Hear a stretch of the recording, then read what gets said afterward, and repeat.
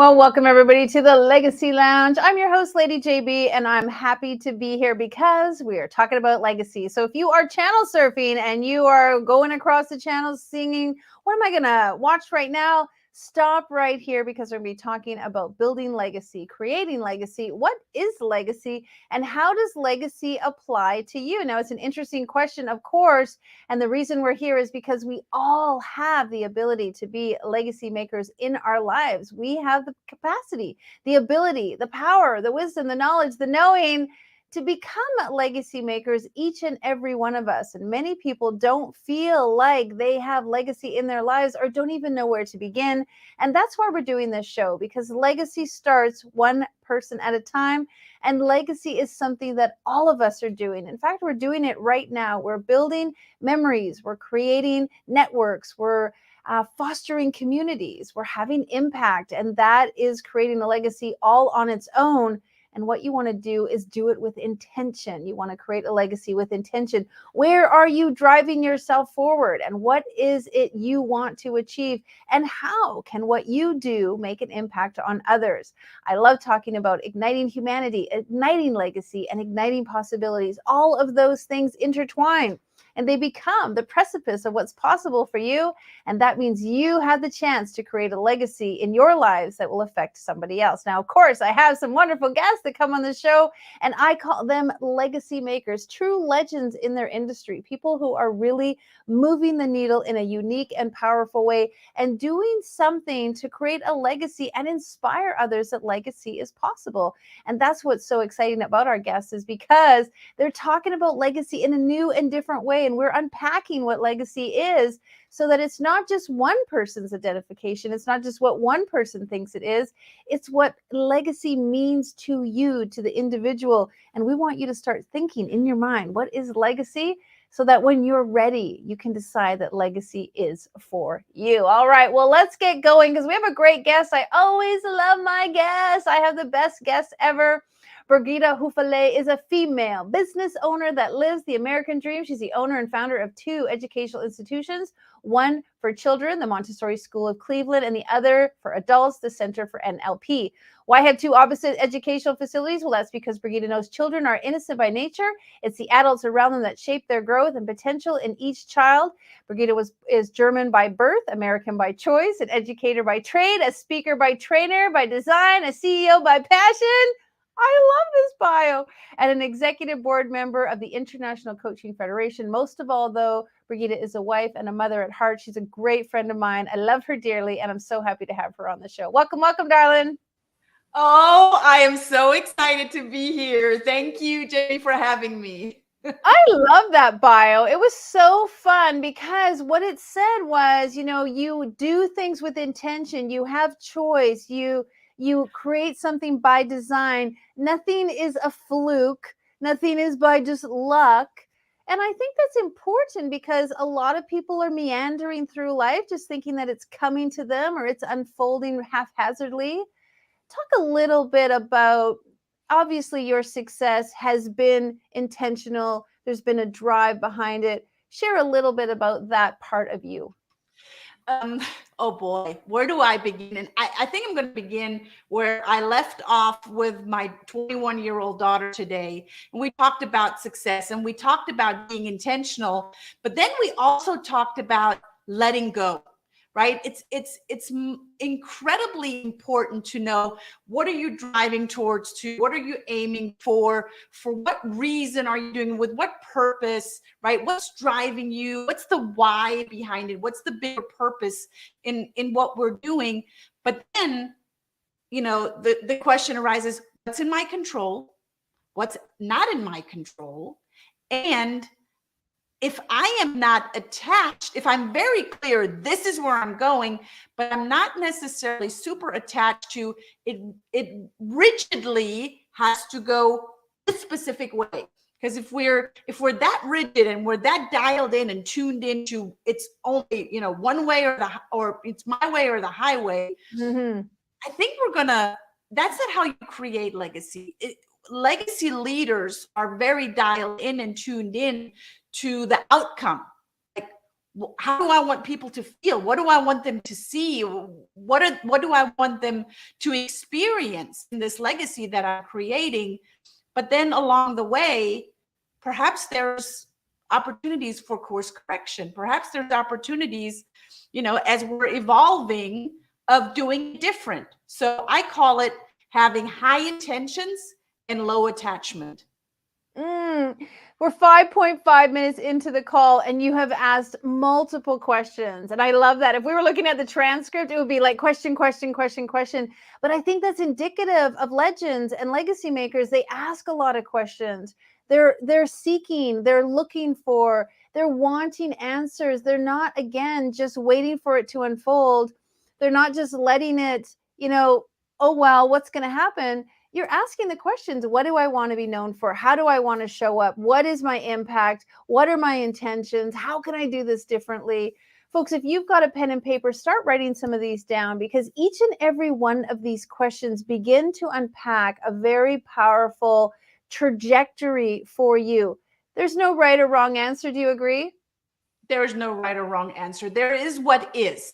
And when we stay present and we look at what is, then I can take a better inventory and look at, am I still on the right path? And am I still, as legacy leaders and leaders to a clear legacy, we have a responsibility, and it's not a small one.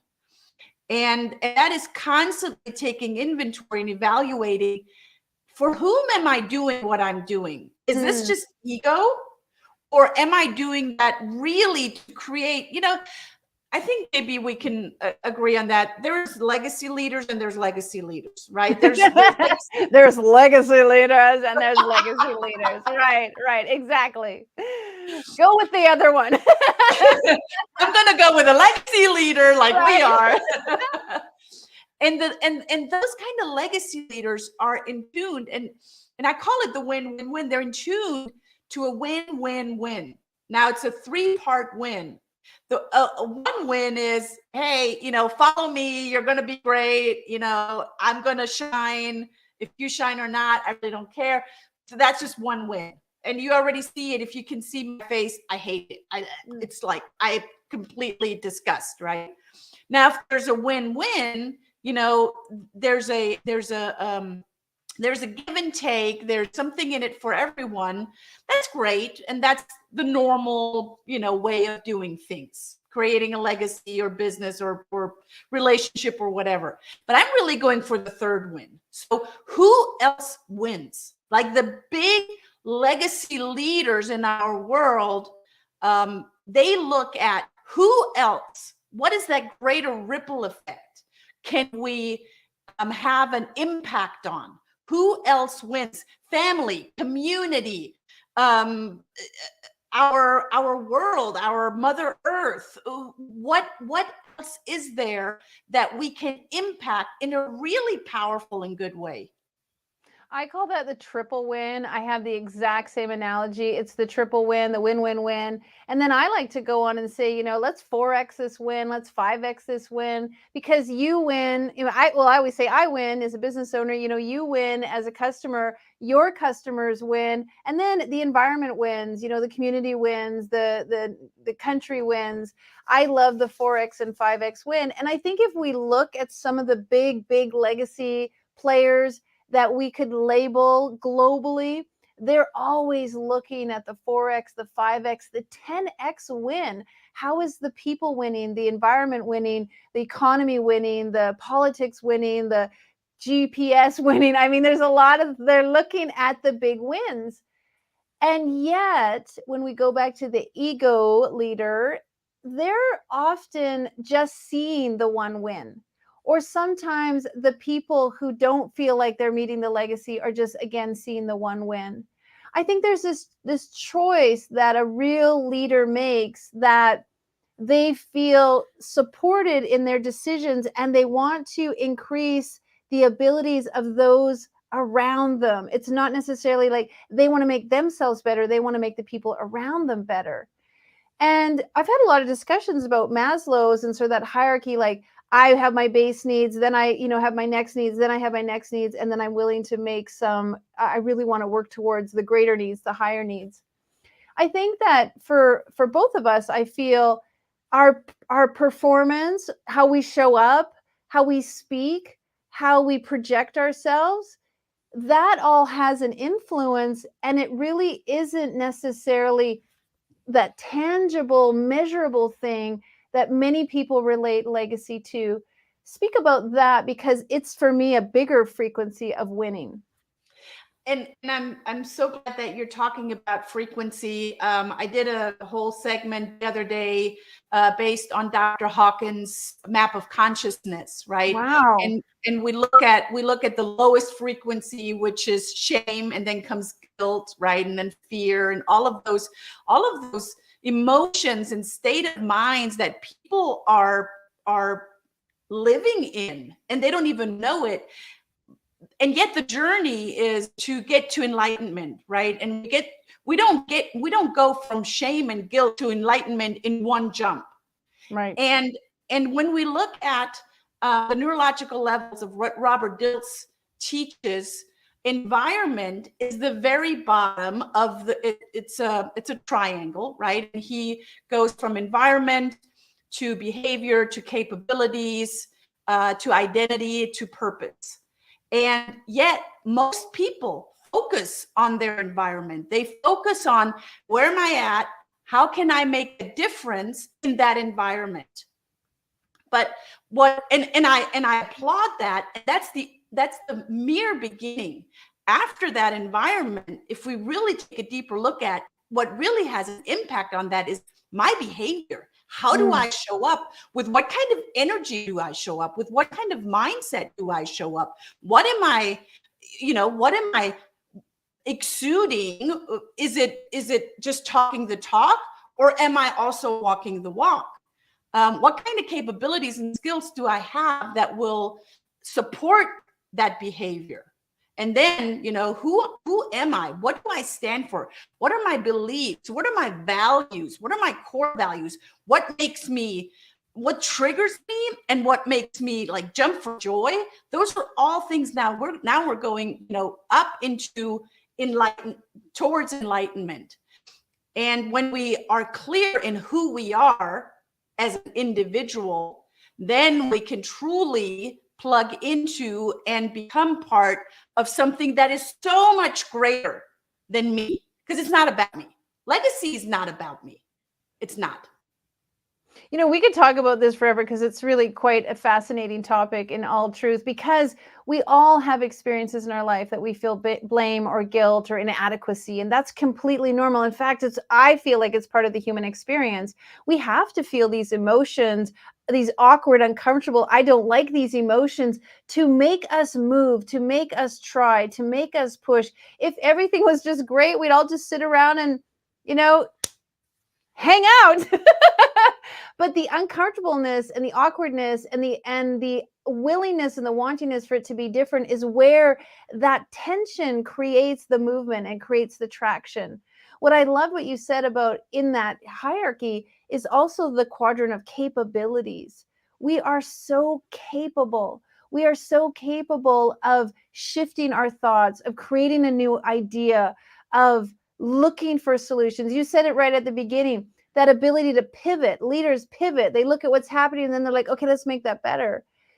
I'd love for you to talk a little bit about, because you've been in situations where you've had to pivot and you've had to change, and maybe it was uncomfortable and you had to shift. The making of a legend, the making of a legacy maker. Can you walk us through that a little bit in your life? Yeah, you said something earlier. We need, uncomfortable situations, uncomfortable state of minds, or else we would all just be sitting around and holding hands and, eating bonbons. Pounding each other's shoulders of how great we are, right? But if we could bottle that mindset that you have, JB, the mindset of, I don't have to be stuck in that. I can actually use that as a driver. I can use that as fuel to go, no, I do not, I'm going to question the status quo. I do not want to be stuck in this situation. I do not want to be stuck in this mindset or in this limiting belief or whatever it may be that one may feel stuck in or driven by. But unfortunately, humanity is the majority of humanity does get very comfortable. It's not really comfortable, but it's the known zone, gets very comfortable in staying in that because, oh my gosh, change is hard. But not changing is just as hard. So choose your hard. Yeah, it's true. What kind of hard do I want? And, you know, in truth, like I always talk about the bubble, like we're going through life in a bubble. We're inside the bubble and the bubble is kind of moving around. We're not really in control of it. We're like inside it, but it's going and doing its own thing. And when we get to that point where we really want to push through the membrane, where we really want to stand on our own, where we really want to make a difference, there is that uncomfortable breaking through the membrane place. But the cool thing is then you become your own bubble. You're in charge of your own bubble. You're driving your own bubble. And you're creating now an atmosphere within your own bubble. And I know it's an interesting analogy that maybe it's only fun for me. But what I love about it is that there is that breaking through the membrane part. And it's no different than you have to crack open the walnut to get to the good stuff inside. There are many people who reach that push point, that membrane point, and they retreat. Can you give people some legacy ideas, some legend ideas? How do they push through that membrane? I love your analogy of the walnut, and I want to bring another analogy in. That is the little chicken that breaks through the egg, right? And it must, in order for it to survive on the outside, it must peck and peck and peck and peck until it is completely, not just a little bit through, but completely through the entire shell, that it can go out and survive. So it's developing muscles in its entire body, but mostly in its neck, in order for its head not to fall back and just completely die once it's, you know, out of the shell. So we are developing those muscles. And as society and as humans, we've just gotten really, and I say we, only a few people get very complacent in staying in the egg or in being okay with what is. And it takes a very specific kind of drive to say, no, enough. I do want change. It's going to be hard. I embrace that change. I embrace taking that next step. And the reason why people, I think, from all the studies that I've taken, are not taking the steps is they're not looking at what's ahead. What is I call it the well-formed outcome. What is it that I want? Where am I aiming at? What do I want out of this change? What's on the other side of change? And I have that ability, I have that choice to actually envision that. What does it look like? What does it sound like? What does it feel like? And I get to create that. We're the creator of that. And that is so much fun. And it's so important that people understand that when we give them the power of choice and the power of, you know, imagining it, and that there are no limitations, go do it. Yeah, and it's micro wins. I mean, what do I want it to look like tomorrow morning? What do I want it to look like this weekend, Mother's Day? What do I want it to look like end of the month? What do I want it to look like Q3? I mean, so many of us get wrapped up, and I've seen it over and over with many of my clients. The leapfrog from here to over there is so far that they don't even swing the bat. They don't even try. But the truth is, in legacy building, in my opinion, it's those little steps. Who do I want to be tomorrow? Who do I want to be next week? Who do I want to be after my kids move away from home? I've got another one graduating in a few weeks. Who do I want to be at my next birthday? Who do I want to, like, we get to decide continually and progressively. It's never the end point. There's never that end. You might reach who you want to be tomorrow, but guess what? Now you get to do who you want to be next week. I think that's the fun part, that legacy leaders, they see the joy in that. They see the excitement of that. I think many other people feel like that's arduous potentially, or maybe I can't reach that point. I'd love Mm, for you to share because you have had incremental success and you've had setbacks, which many of us all have. Every legend leader has a setback. Can you yeah. give a little bit of your own personal background of some of the steps that you've taken and some of the successes that you've had, and then some of the hills you had to climb? Yeah. I mentioned change earlier, and I left a corporate job in Germany behind, very stable, very secure. There was no risk. I got my money every month, and I left that. My husband left his very stable and secure executive position as well when we left Munich and moved to the United States with a decision to build a school. And there were people, and there still, after 20 years, there's still people back in Germany that go, "You're crazy." And I'm like, "Yeah, I embrace the craziness, right?" So, um, my father-in-law, when we decided we're going to move to the States, and we're taking his only grandchildren with us, of course. He said, "What if you fail?" And I said, "Yeah, but what if we succeed?" Right. And that's like the 50-50. So we moved to the States. I never built a school. I didn't know, what that entailed. I have a social pedagogy diploma. I have a marketing diploma. I know how in on paper, in theory, how that works, but I've never actually done it. So there were many setbacks. There was a lot of growing pains. If you've ever had a baby and you have some stretch marks, you know what that looks, sounds, and feels like.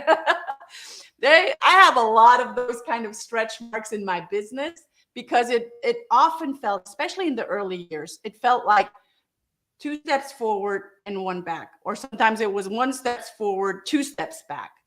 And the only reason why what my father-in-law said did not happen, that we failed, is because I always learned from the failure. I never saw the failure as a failure. It Hmm. might have been a setback, but I always saw the failure, in air quotation marks, as a learning. I'm like, okay, Right. so what am I learning? And there's a beautiful German saying that says, and I quote and translate into English, if it doesn't work, it'll work different. So I Oh, always wow. remembered that, right? So if it doesn't work this way, it can work another way. And I'm tenacious enough, and that is something that is a legacy that my father passed on to me. And I'm so grateful for that because he never took no for an answer. It was like, if it doesn't work, it's going to work different. And that's the kind of mindset that I have. And there were plenty of times, just me growing up, maybe, where it would have been easy for me to let go of that kind of mindset because it was my mother and my 2 older sisters that constantly said, "I'm Brigitta, just tone it down. You're too much. Just don't go for it. Just, why can't you just be, why do you have to always be, right?" And it was because of my dad. He always said, "Nope, don't change. Just go for it. Just continue your course. Just do whatever you think you're going to do." It would have been easy for me many times over to say, "You know what? I'm going to lay that off because I want to be loved and belong to the female parts of our family, the female side of our family." But I didn't do that. So Wow. I think the what I want to leave with in this segment is, don't give up. Right. And by not giving up is, it's there's going to be adversities, there's going to be challenges. How can you overcome? What's the learning in that? Say it to me, the sentence in German. Oh, wenn es nicht geht, geht's anders. Wenn es nicht I geht, love it. If it's not like this, it's meant to be different. Say it again in yeah. English now. If it doesn't work, it'll work different. Wenn I es nicht just love geht, it. so if it doesn't go, geht's anders. It'll go different. So beautiful, folks. If you when Brigitta said like, "What if you failed?" I literally felt the whole audience go like, like, right, like, what if it fails? The truth is, I'm just like you. There's no such thing as failure. Like, failure is just another experience. Failure is just another bit of data. Failure is just another thank you. What's next? And so I feel like that's a very big experience that a lot of legacy leaders do agree with. Failure is fail forward. Failure is fail with fun. Failure is what else? What's next? What's new? How can I do it differently? Always, always such good advice. You know, you and I can talk forever, and we're going to talk more. Folks, we are doing something even special. One thing about the Legacy Lounge is I love to show up. I love to pour into all of you on this network and the 190 different countries that we reach out to.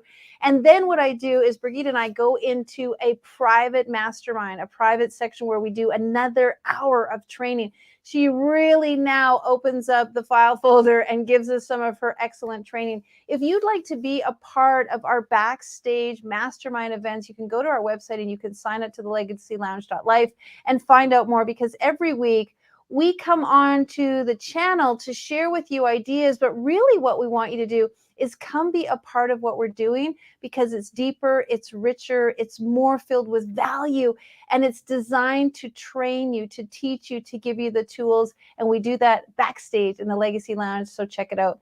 So before we jump on over into the lounge, any last words you'd like to leave with our listeners? Because I know they took some notes, and I know they asked themselves some questions, and I know they're thinking now, like, what is really failure? How do I want to show up? Who do I want to be known as?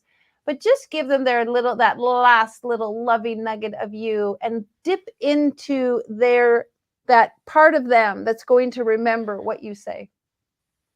You become what you think, you attract what you feel, you generate what you articulate, and you create what you imagine.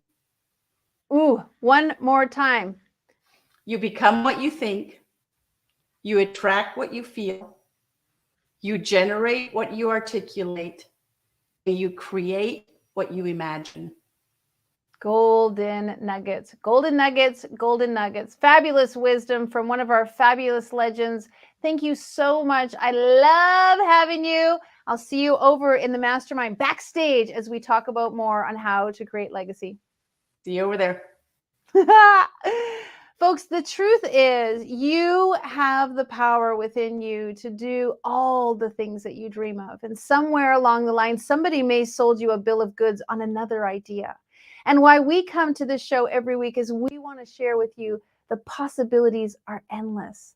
The potential is without limits. There is so much you can do. You just have to start believing, start thinking, start deciding, start empowering, and just really get connected to who it is you want to become. What do you want to be known for? How do you want people to talk about you? What do you want people to say when they see your actions? Actions are so much louder than words. How can you use your skills and capability to make a bigger impact, to help the world and to inspire others? That's what's possible for you. Well, I want to thank you so much. If you'd like to be a part of the Legacy Lounge, the backstage, the super group, go to our website and check it out, and you could sign up, because next week and the week after, we have the most amazing guests that are really creating legacy for you. All right, blessings. We'll see you next Thursday. Now, more than ever, we need to come together to connect with one another.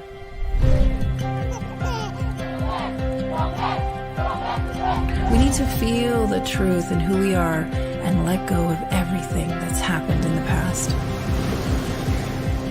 We need to empower every person on the planet and awaken hearts, enliven souls, come together, laugh, play, rejoice, connect, create, and love.